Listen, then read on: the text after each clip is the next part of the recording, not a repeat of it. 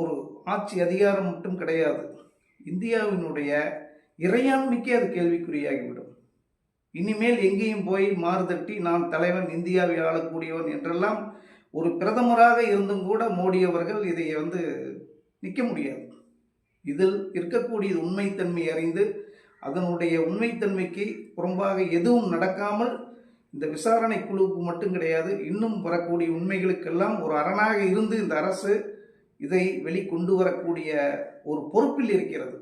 அந்த பொறுப்பு என்பது ஒரு நாட்டு மக்களுக்கு ஆற்றக்கூடிய கடமைகள் மட்டும் கிடையாது, தான் கட்டி ஆளக்கூடிய இந்த அதிகாரத்திற்கு மட்டும் கிடையாது, தன்னுடைய கொள்கை ரீதியாகவும் தன்னுடைய கட்சி ரீதியாகவும் தன்னுடைய பாரம்பரியமான அந்த கலாச்சார ரீதியாகவும் இருக்கக்கூடிய ஒரு நேர்முறை தன்மையுள்ளவனாக நாங்கள் இருக்கிறோம்.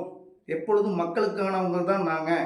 எங்கே அநியாயம் நடந்தாலும் அங்கே நாங்கள் எந்த ஒரு இடையூறு இல்லாமல் அதன் நீதியை நிலைநாட்டுவதற்கு அது யாராக இருந்தாலும் நாங்கள் குற்றம் என்றால் குற்றம், தண்டனை என்றால் தண்டனை, அது யாராக இருந்தாலும் நாங்கள் கொடுத்தே தீர்வோம் என்ற நிலையிலிருந்து இதை அணுகினால் நிச்சயமாக இந்த தர்மஸ்தலாவுடைய விசாரணையின் போக்கு வெளிப்படைத்தன்மையாக வெட்ட வெளிச்சமாக யார் குற்றத்தின் மையம் என்பது இடத்திற்கு தங்குதடை இல்லாமல் செல்லும்.